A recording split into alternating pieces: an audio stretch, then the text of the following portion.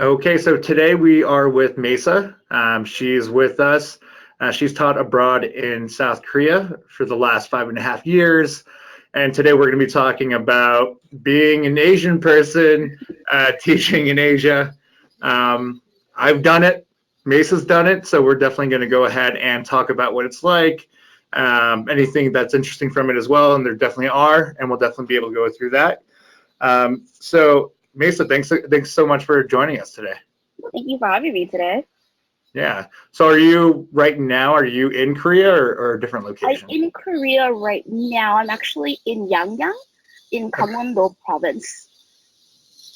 Yeah, I'm gonna pretend I'm familiar with that. I did teach.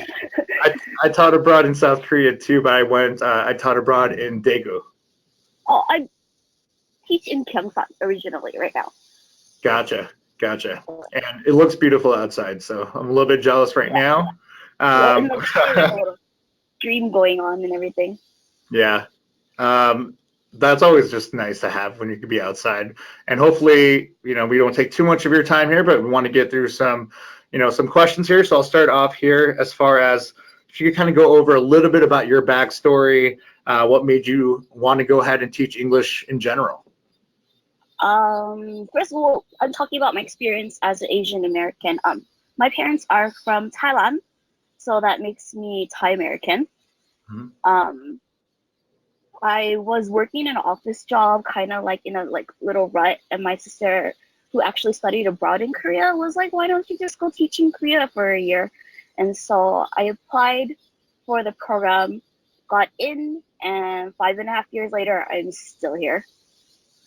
Yeah. So when I heard that you were there for 5.5 years, I was like, I was there for 1 year, and I wish I could have done a lot longer. So I'm actually really curious, like, what does 5.5 years look like in teaching in Five Korea? and a half years. I mean, you go through the stages. The beginning year, you're always like, "I gotta get this done. I want to go here. I want to do that." Yeah. Second year, you're kind of like, I kind of like, what did I miss out my first year that I didn't get to do? And then later on, it's kind of like I have my routines, I have my friends that I meet, I have like my normal cafes, I have my normal like restaurants I go to that like the ajushis, they know my order and everything when I walk in. So Yeah. it's become my basic, like my norm now. Yeah. So you have your go-to places, your friends. It feels like your new home, basically. You're super Yeah, comfortable. yeah. That's pretty awesome. And then, but even before you went, were you concerned about going to? I know you said your sister taught abroad there, but were you concerned at all about anything as far as like I'm going to move my whole life to Korea? My biggest concern would have been the language. Like I moved here without knowing the language at all. It was, I mean, I knew a few words here and there, how to greet, how to ask how much something was, but I didn't know if I would be able to survive without actually like conversing with people. But once coming to Korea, there's so many like language opportunities to learn the language via like you could hire a private tutor or go to an academy or just like language exchange. So once I was in Korea, that wasn't a worry for me. Okay, so and it's also probably helped that you knew someone that did it before, as far as like Yeah, your confidence level. yeah, yeah. But if you, let's say, if you didn't know anyone that taught abroad there before, do you think you'd be as confident going into it, or would that I look kind think of different? being Asian American and choosing an Asian country kind of like benefited me towards that, like a little bit. Like it was, you kind of know like the cultural standards of an Asian country. So Yeah, going in, I wasn't too worried, just cautious. Like I researched the cultural norms here, the do's and don'ts of Korea, kind of like what to do, what not to do when you're out in public. so and I know we're talking about being Asian and going to Asia, and it is a huge, I would say, plus maybe comfort uh, wise. But were there any concerns as far as like, oh, they might not want me to teach them because I look kind of like them or anything like that? I think my biggest concern when I was in the classroom, like I taught, my kids didn't really believe that I was American. Yeah, So, teacher, really, where are you from? No, really, tell me where are you from? And so I have to assure my students time and time over again, no, guys, I'm really from America. I'm here to teach you guys English. yeah. I experienced that a little bit myself too, because I am Korean, and when I taught in South Korea, they all really thought I knew how to speak Korean. I was fluent in Korean, and I had to be like, no, I didn't really, I really don't know how to speak Korean. They always kind of thought I was like a spy or something, pretending that I didn't know anything, but I really didn't. And then, the 5.5 years, did you go completely private and teach at a Hagwon, or were you teaching through Epik? I've been with Epik for the past 5.5 years. I've always been straight up with Epik. And how was that application process? I went through Epik myself as well, but I know that you get to pick like three, choices as far as city, and then can you tell us a little bit about how that looked like, the application process? Application process, I felt like was really long from start to finish. Mm-hmm. You have to get your TEFL, you have to get your FBI background clearance, your letter of recommendation, and then go through the interview process. And I just felt like it was a little bit long, the process to wait. But when picking the city, I usually pick Seoul. I think everyone picks Seoul when they don't really like know where to like pick. It's just Yeah. like, oh, I know Korea, I know Seoul. So I originally picked Seoul, and I wasn't placed in Seoul. I was actually placed in the countryside. I was placed in Cheonguk, which is a little bit north of Daegu, Mm-hmm. about 20 minutes, and I was totally like thrown off base. I was like, what am I gonna do in the countryside? Like, I don't know anyone. What's going on? So it was a Right. little bit hard, but after I was in the countryside for about 3 years, and I absolutely loved it. Countryside kids are the most adorable kids like out there. I absolutely like loved it. And so the process later on, you could pick 3 cities that you would like to move to. So my original school was a little bit smaller, and so they couldn't afford to keep a native teacher. And so I actually transferred to Gyeongsan, which I am right now, which is north of Daegu, Yeah. instead of being south of Daegu instead of being north of Daegu. That's where I am now, and it has the convenience of like it has Home Plus, or it has a subway station, or it has so much more buses that you can get around, and more convenient than the countryside. Yeah, and then and kind of going a little bit back with Epic and the application. Did you hear? I'm not sure. So I went through Epic back in 2010. So it Okay. might have changed when you applied, but did you hear any kind of whispers that being Asian would be a little bit more difficult as far as like schools wanting you because you look like I your students a little bit I more than others? When we were first placed at orientation, there were whispers going around that they were placing Asian Americans in countryside schools, Hmm. so we would adapt easier. That's what happened, because when I talked to all my Asian friends that were accepted into the program, we were all out in the boonies, Yeah. versus a Caucasian friend who was placed somewhere like Andong or Pohang or Hmm. Daegu. And did you feel like that was kind of the case, or do you think it was pretty open to kind of wherever they needed you, they would put you in those cities? I think later on we realized that it was just where we were needed, and like the time that you applied for Epic. So early, if the faster you apply, Mhm. the easier it is to get the location you want. Yeah. So I applied pretty late. So I think whatever was left over was the countryside, and that's where they put me. And did they have? I know when I went through Epic, they had the orientation where they had like 3 or 4 days where everyone that's teaching during that time, it was kind of like a mini college orientation. Did they still do Yeah, that? yeah. I've heard it's changed, but when I did it, it was a week of orientation, and you have classes that prepare you for like co-teaching, lesson planning, and it was a week that we did. I heard that it's only about 4 days now, and they changed the location, but when I did it, it was about a week. Yeah, and I remember for those that could speak Korean a little bit, they could kind of bypass the grammar portion of learning Korean a little bit, like the introduction, and Yes, they would do yes, and they Taekwondo. did like the K-pop class instead. We had a K-pop class instead. Okay, okay, yeah, we did Taekwondo, which was that was one of the most like, where am I? What am I doing right now? This is crazy. But But yeah, no, I love that and time. That was a good time to kind of make yeah, friends before you kind of go to your location. And then as far as like cost of living, can you kind of speak a little bit about what cost of living looks like in South Korea? South Korea, living in Korea is very livable. Um, so if you're with Epik, the rent is paid for you. There's a 400,000 won rent that the school pays. You don't have to worry about rent. The school pays for it every month. I pay about 50,000 won for transportation every month. There's school lunch, which is about 80,000 won. And then there's gas and electricity, which compared to America isn't very expensive. I think I pay, my last month was only 30,000 won. Oh wow, yeah. Yeah, it wasn't bad at all. And like I run the AC all day, all night when I'm home. That's like me right now. Yeah, all the time. Like I run all the time. So it was only like gas and electricity was only about 30,000 won. And there's What about living food? expenses, groceries. I cook mainly at home. I spend about 150 a month. I cook all my meals, everything. So I spend about 150 a month, and total about a month you might spend about 400,000 won to 500,000 won just on my expenses. But then you save about your paycheck. You save maybe between 2 million won. So it's very doable.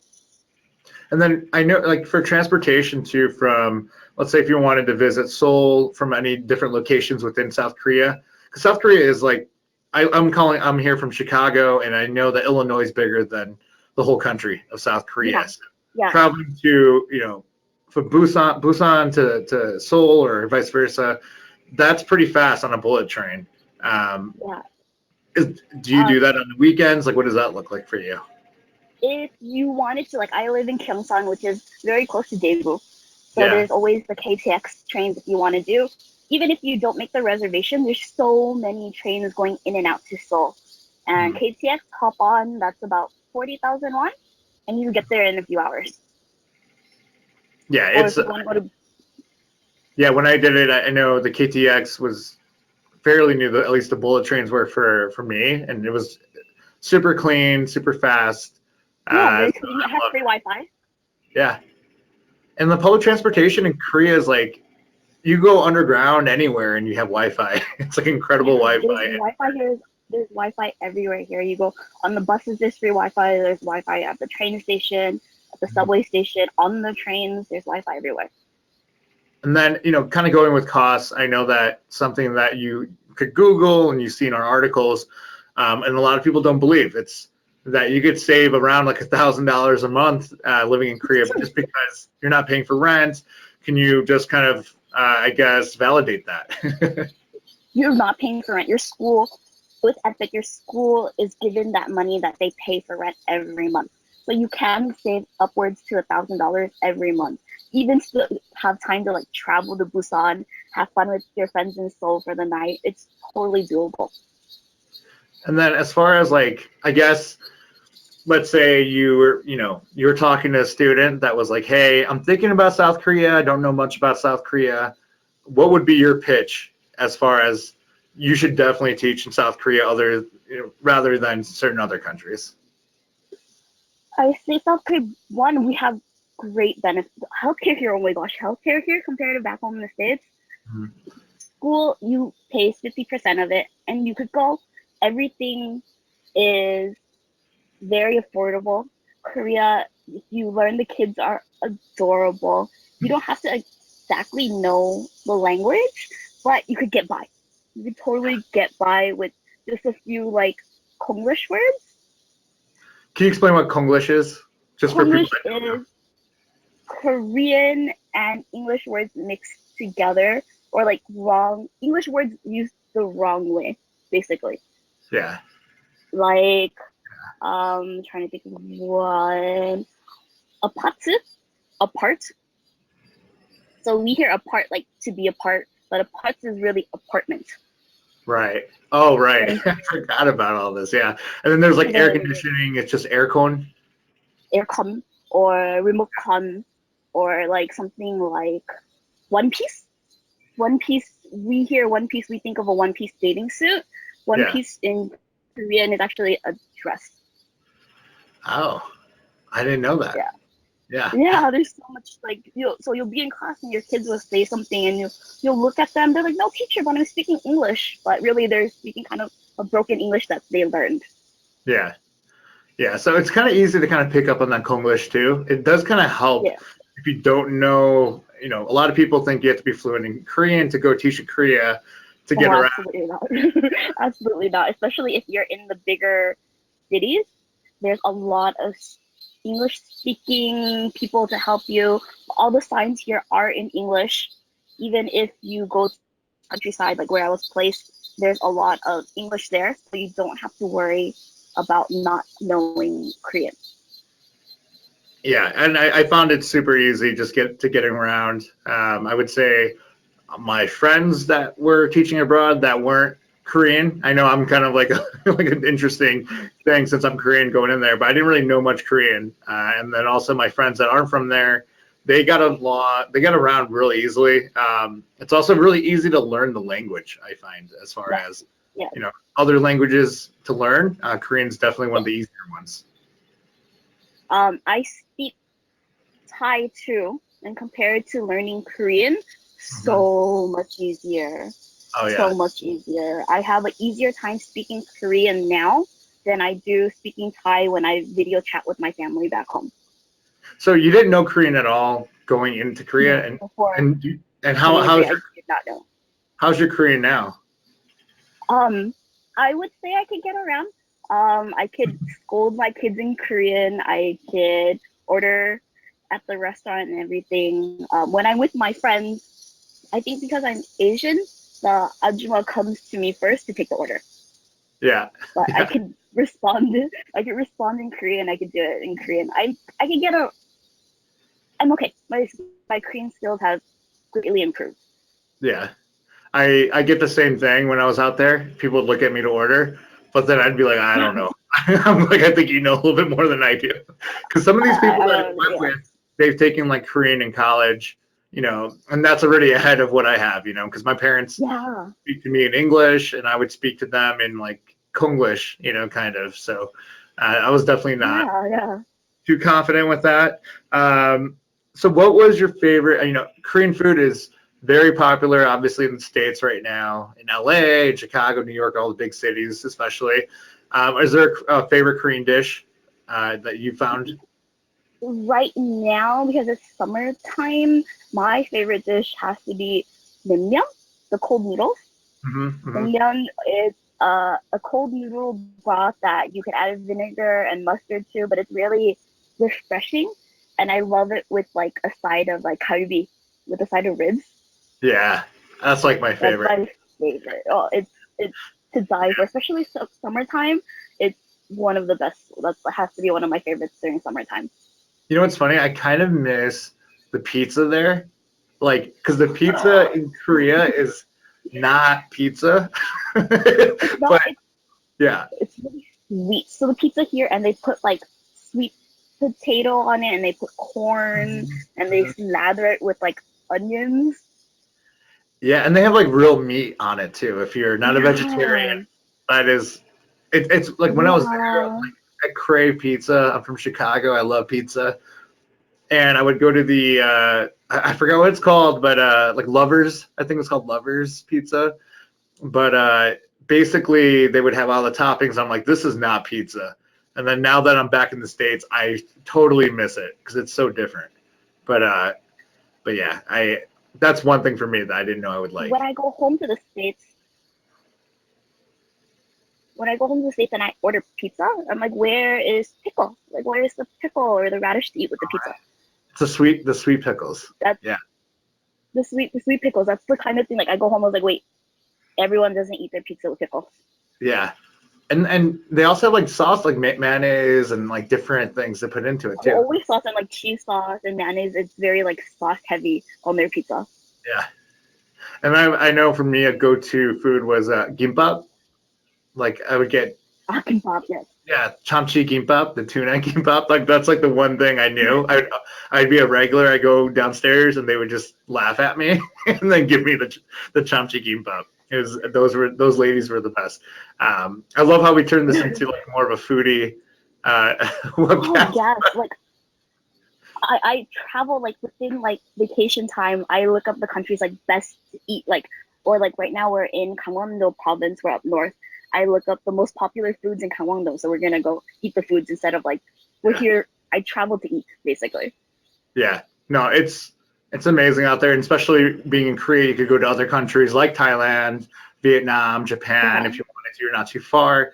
But I guess, again, going with 5.5 years through Epic, the big question also is, do you see yourself staying there even longer, or when do you see yourself going back home ever, or are you just a lifer? Are you going to be there forever? Um, every time like renewal comes around, there's two intakes. There's a February intake and an August intake. I'm a February intake, so every time January, December starts to roll around, my friends ask, "Are you renewing again? Last year you said this was your last year." I might turn into a lifer. Honestly, I might turn into a lifer. I'm good at my job. I like my school. I love my kids. I actually have a Korean boyfriend here, and we've Ooh, been together for some time. Yeah, yeah. so I could see myself living in Korea. That's super cool. So I guess like just kind of coming down to the end of this, do you have any advice for someone that, is thinking about teaching English abroad, but maybe a little bit, hesitant because, you're moving your whole life to a different country. You don't know what it's going to be like. Are you going to find friends? What would you say to someone that's thinking about going abroad? Do it. I mean, it's the best decision I ever made. Like coming here, I've never been happier. Like taking that risk because it's when you first think about it, oh, I'm going to a language country, I don't speak the language, I don't Yeah. know the culture, but it's all in that risk taking. And Korea is very safe, very technology wise, it's very fast. Everything here, there's always something like developing in Korea. Like honestly, do it. Just come and like, if you don't like it 1 year, head back home. I mean, then you could tell people, yeah, I lived in Korea for a year. I did that. But I mean, if not, you're here for 6 months, then just save money. Just do it and save money, and then go home for the year. But I'm so happy here compared to when I was living at home. Yeah. No, I know for me it was a life changer for sure. Like I only went for a year, and within that year I drastically changed my trajectory of my life and was much Yeah. happier because of it. But yeah, thank you so much for joining us. Do you have any last things you want to say to everyone out there, or anything else? I want to say, let's see. It's gonna be hard first coming to Korea. Honestly, it's gonna be hard teaching, making friends, and everything. But it'll be worth it in the end. It'll totally be worth it, and it's totally doable. Everything here in Korea. So I do hope you guys like when you look at what country should I go to, just like Korea, just a little bit like, okay, I can do it. I want to go. So come do it. Come to Korea. I agree with that message. Thank you so much, Maysa, for joining us and taking your time out. It looks beautiful out there, so enjoy the weather Wow. with your boyfriend there too, and just have a great time. Thank you so much for having me. Yeah, thank you.